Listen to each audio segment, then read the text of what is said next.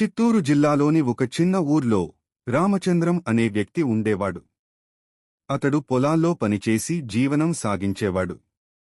కాని అతని పొలం దగ్గరే ఒక పాత వాడి ఇల్లు ఉండేది. ఆ ఇల్లు 100 ఏళ్లుగా ఖాళీగా ఉంది. ఊరివాళ్లు చెప్పేవారు, ఆ ఇంట్లో ఒకప్పుడు ఓ కుటుంబం నివసించేదని, ఒక రాత్రి మొత్తం కుటుంబం రహస్యంగా హత్య చేయబడిందని. ఆ రోజు నుండి ఆ ఇంట్లో అరుపులు, నవ్వులు, రోదనలు వినిపిస్తూనే ఉంటాయని. అందుకే ఎవరూ ఆ ఇంటి దగ్గర రాత్రి వెళ్లరని. కాని రామచంద్రం ధైర్యవంతుడు. దెయ్యాలంటారా?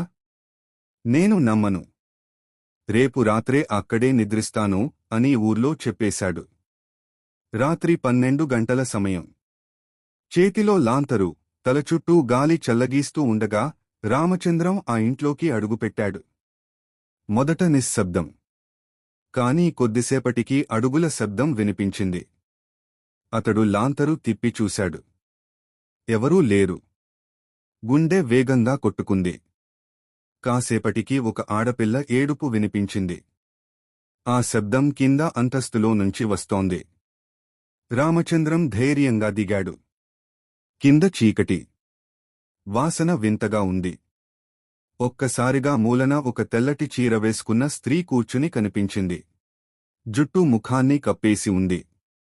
రామచంద్రం దగ్గరగా వెళ్లగానే ఆ స్త్రీ మెల్లగా తల ఎత్తి చూసింది. ఆమె ముఖం మొత్తం రక్తంతో నిండిపోయి, కళ్లలో ఎరుపు కాంతి మెరుస్తోంది.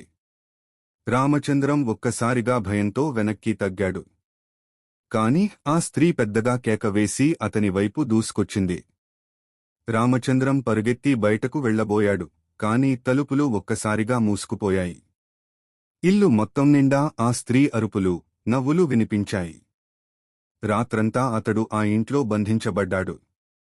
మరుసటి రోజు ఉదయం గ్రామస్తులు వెళ్లి చూసేసరికి రామచంద్రం ప్రాణాలు వదిలి పడిపోయి ఉన్నాడు. ఆ రోజు నుండి ఆ ఇంటిని ఎవరూ దగ్గర పట్టలేదట. రాత్రి ఇప్పటికీ ఆ ఇంటి కిటికీల్లోంచి ఆ స్త్రీ నవ్వులు వినిపిస్తూనే ఉంటాయని ఊరంతా నమ్ముతారు.